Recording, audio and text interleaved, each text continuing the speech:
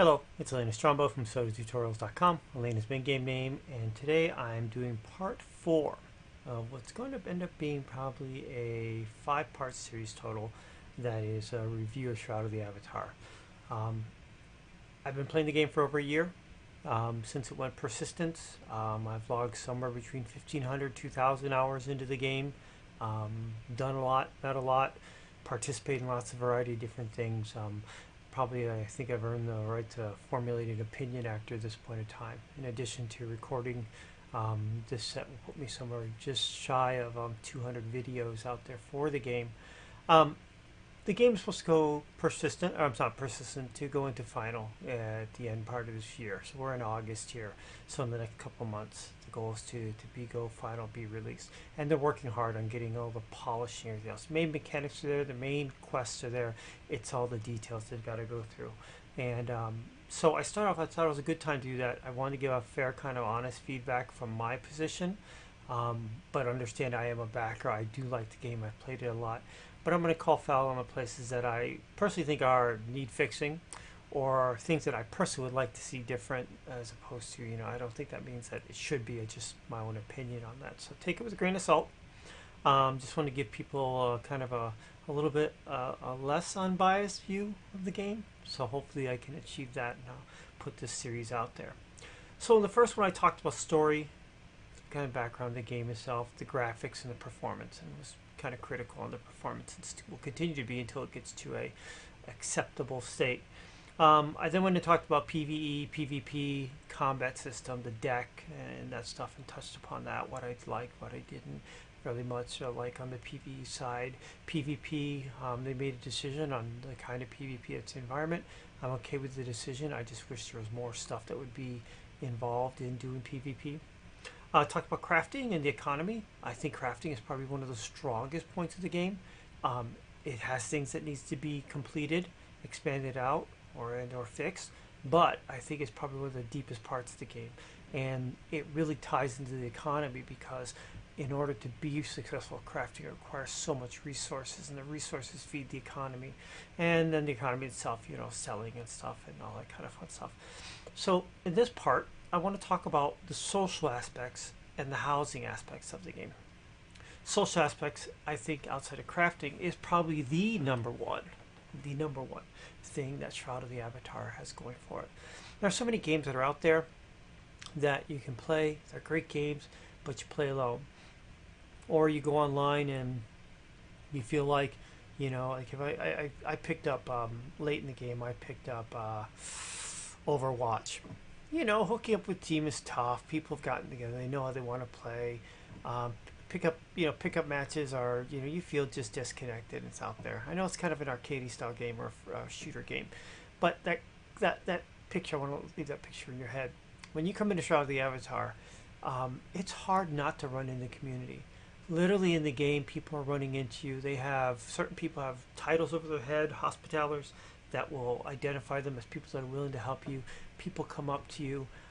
If you watch any of the streamers on Twitch, they will answer questions, and some of the new guys or what I consider the uber elite people in the game that are on that. Heaven forbids if you're a new person and you're streaming, because one of us will find out about it. And also there'll be a swarm of experienced people on the stream, supporting you in the stream, helping you out, dragging you out, making sure you understand the ropes, helping you get stuff, making sure you understand the mechanics, helping you get experience. The community is fantastic. I mean, it's absolutely fantastic. I've seen it run where there are people in the gaming community, people who are fighting illnesses, someone who was fighting illnesses and actually passed away. The support of the people around it, fundraising, things not driven by Portalarium or the gaming company, but driven by the community and supported by them and everybody else. My most active participation, besides donating, I was able to join in with one of the groups, the Airy Fund, which is a group of gamers who are supporting charitable events. Did a 48-hour telethon for streaming for One Life, the One Life Prevention or Suicide Matters campaign. I'm sorry if I'm getting the name wrong. It was basically that, it was the money that was being raised was going to a suicide hotline for teens, which has a really high occurrence of suicide attempts and suicide deaths. So I participated, did 2 streams in there, and did my part, and then was really tried to support it as best I could, and the people helping out, met a lot of new people. But these are all things the community just does. They really like to participate and to help.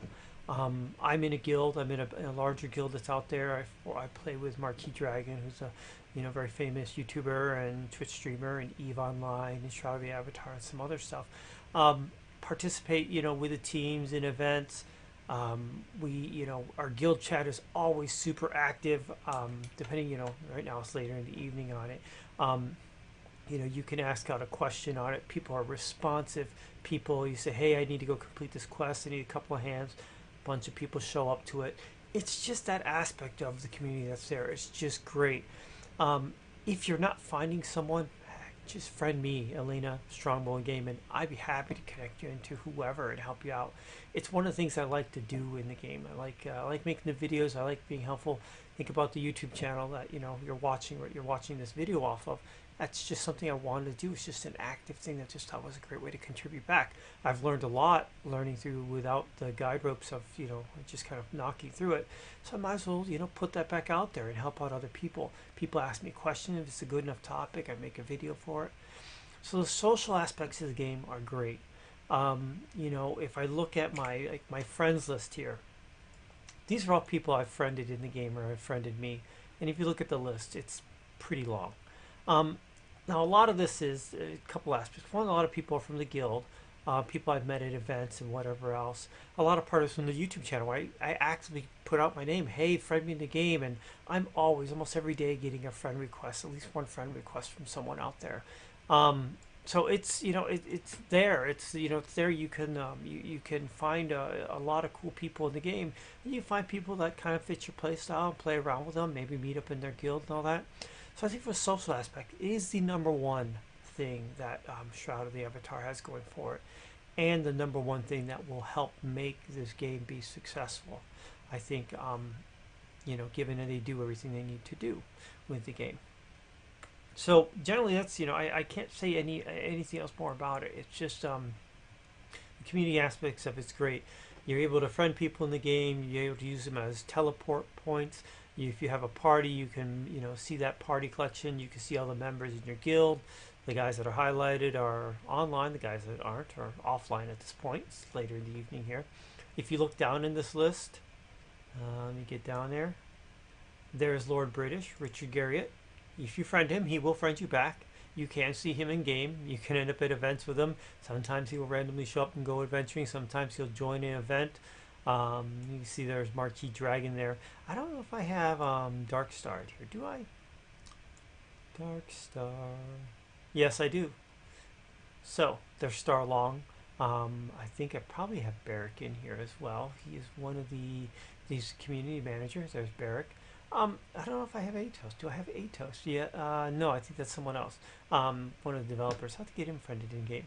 Yeah, I'll just toss that friend out there right now. Atos. Alright, so I think I got that right. You've added Atos, so he'll get a thing request and probably a friend in there. So very accessible, that's very good and everything else. They've just added in something in the game just recently. And let me pop up here. Oops. I'll hop down and go down to my basement, in the basement here. I'm in the basement house. So you have the mailbox. So you're able to receive notifications from it, but you're actually now able to send mail, which wasn't in the game originally. It sounds simple, but it's a great aspect of it. So not only send mail, but send items through the mail. So you don't have to be online. Before, if you want to trade stuff, you had to be online. So you can actually go in and send mail and do that in the game. So they're still expanding it. The forums are very active on shroudoftheavatar.com, the website, including the player marketplace. If you're looking for stuff to buy and sell between players, they do sanction that. They just want you to do it on the forums where it's safe, or through one of their trusted traders like Marquee Dragon. So from a social dynamic to the game, I think it's the best part about the game. Given everything else, whether you guys are getting together having fun, killing a dragon, crapping, moaning about the lag or a certain bug found in the game, whatever it is, we all kind of sharing it together, and it just makes the game, I think, even more enjoyable. Housing. So let's talk about housing. A little bit different, kind of a hard switch on that. But housing is social. I mean, housing, depending where you live in the neighborhood, your neighbors, and the town you live in, it's got a pretty rich housing system, but it's kind of difficult to grasp in the beginning. So, first thing, there are regular, let's call it portal area controlled towns, NPC towns or player run towns. These are towns that have some type of connection, some part of connected into the storyline of the game. It's like going to Central Brit inside of here, or inside of Ultima Online, going to Moonglow, or Britannia, or going to Trinsic, or wherever else. So these are actually owned by the game. So if you in those towns, in the towns here, you don't live on the outskirts of the town. You live in the town area. There's a town central area, and then you can live on the outskirts around it, but you're still in that zone. So those type of towns. In addition to that, there are actually player-owned towns, and they're referred to as POTs, P-O-Ts. Player-owned towns are actually towns that a person has bought and invested a significant amount of money, not only for it, but to manage it, where they've come in and they buy the land, they buy the rights to it. Some are buried in a map, nested inside of another town. Some are actually, you can see them on the overworld map you can go into. They govern it. They lay out the town. They design it how they want. They put in as many houses, sizes of houses, whatever else. They are the governor of the town. And you can actually go in and, like the official towns, you can go and live in there as well. Some towns are restricted. Some player-owned towns are restricted. They want to keep it for certain friends or whatever else. Some towns are completely open. Right now, I'm actually in my house here. I'll pop out so you can see the house. If you've watched my video, if you've seen this house before, this is a pretty large house in here. This is a town-size home. There are different styles of homes. There's a row lot, think of it like an apartment kind of thing, a village lot, a town lot, a city lot, a keep, and a castle. You get up there in prices on some of these things. So this is a town lot with a town-size home on it. And if I'm going to bring up the map for the in-game, this is the integration to Soto Map, which is a third-party developed app that they've integrated in with. And if I look at this is the POT, or the player-owned town of Crossroads that I live in.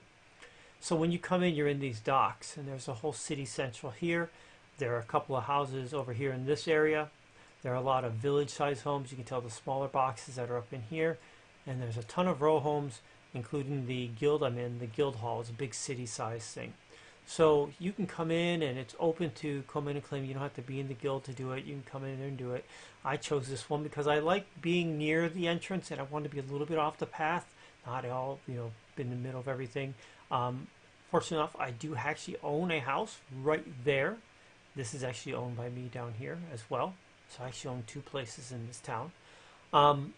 So player-owned towns are great from if you find a really good governor, and the governor of ours, you can tell it's up here.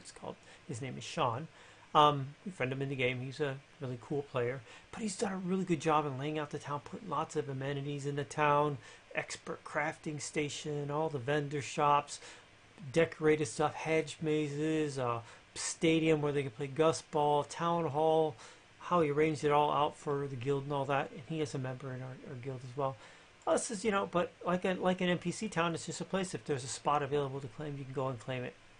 So here's the big difference in housing in here. There's actually two aspects to housing. There's owning the land, and there's the house. The house is the easy part. It's owning the land. A, finding a spot you want, and B, getting one of the deeds. Now, as one of the Kickstarter backers and pledge packages and stuff, there are people who have gotten their deeds through that. They've also held lottery systems where you could buy certain lottery tickets, pardon me, for so much gold, and you had a chance in the lottery. I've won a couple in that lottery as well. But it's, getting those, they're expensive. The most smallest one that you have to pay taxes on, the road lot one, if you're going to buy it for in-game, it's about 150,000 gold, which is nothing to sneeze at. In real money, it's about $30 to $40. You can't buy it on the player marketplace. And they go up in price. If it's tax-free, if it's taxed, it's cheaper than tax-free. If it's smaller, and the bigger one costs more, and the prices range up there. Castle deeds are uber expensive. We're talking multi-thousands of dollars for a castle deed for that, and the huge pot of land that's inside of that as well. So yeah, it's complex. There's a lot of different things. As a new player, if you're watching this and you're a new player coming into this, evidently, unless you play the lottery, or if you bought a bundled package, which they're up there and they're a couple $100 for that, which include the deeds and a bunch of other stuff, you may have a hard time finding that. Maybe a while. One of the things they introduced in the last release, at the end, the last Thursday of July, I think it was the 27th, was the rental systems. Whereas I can have a house that has discrete rooms with a door, I can actually do an exchange with people and charge them rent on it. And say, you know what, this room is yours. Lock the door to you. You can place it, decorate it, do whatever you want. Just pay me so much per month. Now, some people are going nuts on the prices of the rentals. I typically don't. What I'm looking to cover is, on average, to be able to cover the cost of my taxes on the property. And if you look at my playlist, there's one. It's called Strongbow Apartments. I'm not trying to advertise that, but if you're watching this and new, it's a place. It's in the most populous area, Owl's Head, a full NPC town. It is like being getting a vendor right outside of Brit or Scarabray or something in Ultima.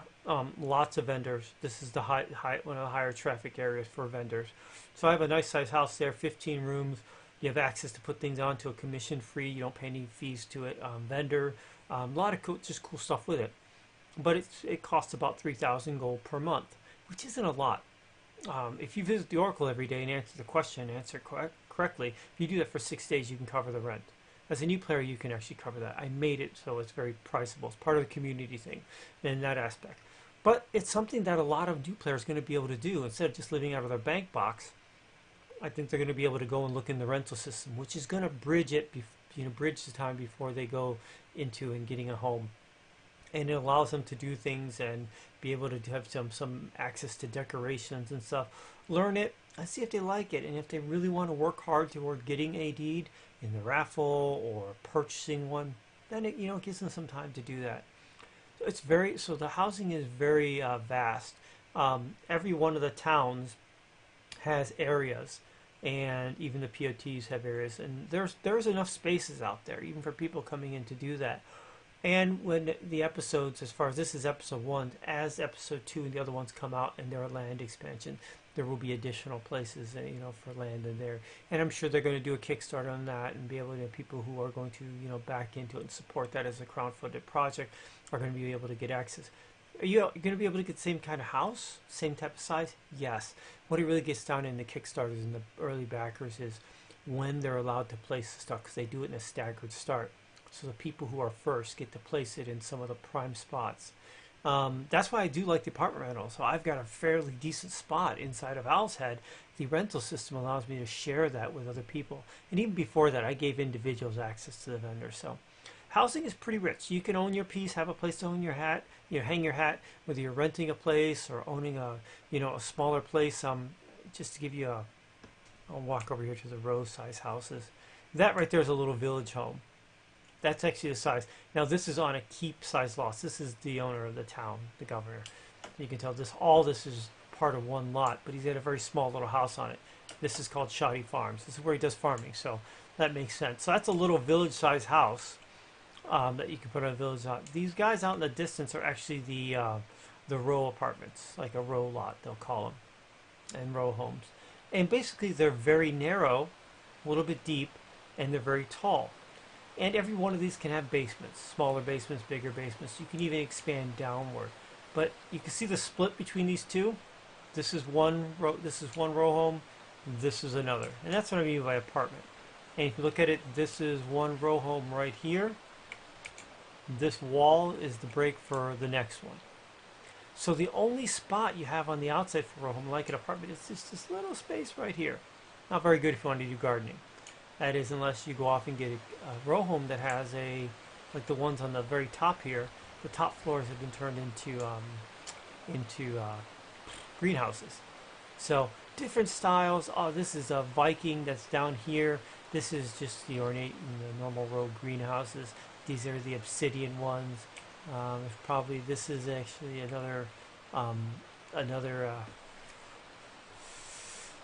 Nordic, I think. Always get my forgetting that one term for that one. Trying to see if there's any other guys in here. Oh, this is the big city lot with the big city house on it. This is a guild hall house. This was out there in the store. This was purchased, and you can tell it was purchased for a reason. We all kind of chipped in to help pay it out, and got flaming statues, a tub. It's got, it's all crazy, kind of cool. Um, Lamps and stuff. It's got a little secret hatch to a sub basement, kind of a subflooring area with crafting tables and storage stuff for the guild. Then you can even still go down into the basement, and it actually has a 5-story basement underneath it. But this is a big guild hall. I mean, this is what this was designed to do. I've yet to see a guild hall like this in the game. If someone can show me one, I'd be really impressed. But this is pretty freaking cool. Lunar dragons. From a social aspect, that's the guild I'm in. You're welcome. I'm an officer in it too if people wanted to join that. So I will throw out the little toot and sail for that. But yeah, so I mean, the housing is very, very, I think, robust. All different styles. This is more kind of the Japanese style that sit over in Ardoris.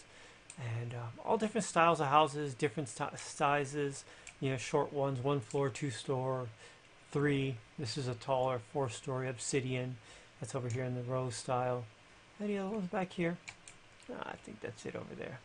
So yeah, so I think that's a great aspect of it. People are going to really bitch about, oh, it's so hard to get a deed. Don't worry about getting a deed first. Just get a rental unit. You can get a rental unit for really inexpensive. You can see a Shogun one out here in a village size, and you can see that huge obsidian one in the. That's actually on a village size lot, but it's a very, very large one that's over there. More like a little gothic one that's over here, I think. There's even airships in the game if people have those that they can live on.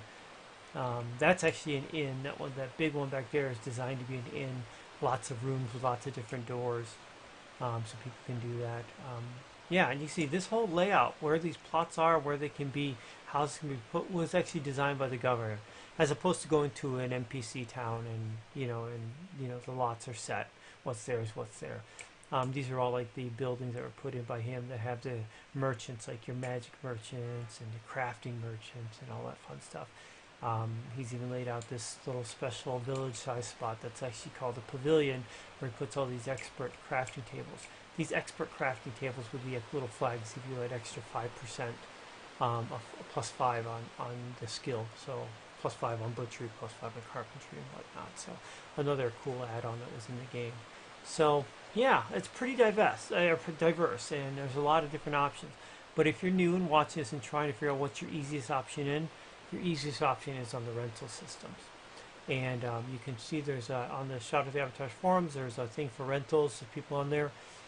Honestly, I've got mine in a prime city, in a prime spot with prime access to vendors and whatnot at 3,000 a month, 3,000 gold a month, or 1 kodo, 1 crown of obsidian, either or. Kodos are a better value. You can buy those for like 2,700 gold. So it saves you a couple hundred gold per month. If something's more than that, I would question it. I just don't see why. But we'll see how that. It's market, supply and demand. Who's ever got the better prices and better amenities is going to win out in that. So it's pretty cool. So I think from a social aspect, A++++. Best part about the game. Housing, really good. The lack of properties, the hardness to get to some of the properties has been a sore spot, but from a new player access and new players coming into it, I think the rental systems is a great start into it, and that's only going to continue to be better. So it's just like growing up. Rent first, then you got enough saved up and can do it, then go off and go claim your stake and buy a property deed and build your own house out there. And I mean, if it's money's not an object, you can always buy one as well. I like the idea that it kind of forces you into it. Maybe you build up your money, do be successful with it, and then you go out and buy it. If I still can't give it an A. I'll give it a high B+, a little bit of an A- on that. We'll see. I'll see what the property deeds look like and how what the availability of those, how those are purchased, and how that's handled once the product goes live. So beyond that, I can't really comment on it. So that was it. So talked about social, talked about the housing. And prior, I talked about crafting and economy, PvE, PvP, deck, fighting mechanics, and story graphics and performance. So this was the 4th one, and the next one in the series is going to talk about purchasing, costs of the game, what the add-on store does and whatnot, and then just kind of the overall summary of it. So that'll be the 5th one coming up after this. Well, that's it. If you had any questions or comments, please throw them on the video. Thumbs up or thumbs down as well. Once again, it's Elaina Strongbow from SodaTutorials.com. At the end of this video is going to pop up. It's the previous video in the series, which would be the one before this one. Below that's a link to the SodaTutorials.com website, what I've been doing, what I will be up to. Picture me in the fairy wings. That's going to be if you want to subscribe to the channel, you're finding the content useful, please go ahead and do that. And there'll also be a video up to the right, which is for Strongbow rental apartments. Looking for a place to hang your hat? Watch the video. It's a quick video. You'll learn all about it, and you can always reach out to me. That's it. Take care. Have a good one.